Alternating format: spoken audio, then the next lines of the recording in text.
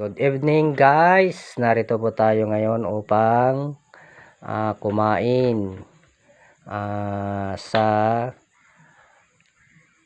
gabing ito. At narito naman po ang padala ni Angel Matamis. O, buksan mo nga, Christian. Ano kaya itong padala niya? Ano yan?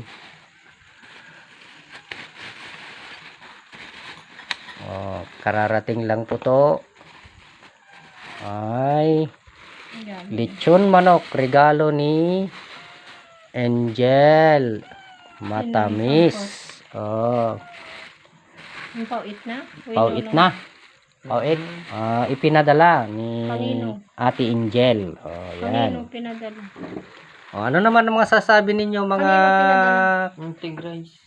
kids? Ikaw, Aurelien. Salamat po sa binigay mo, Ate Angel. Salamat, Iha.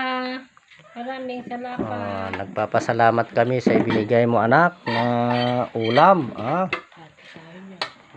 Maraming salamat sa panunood.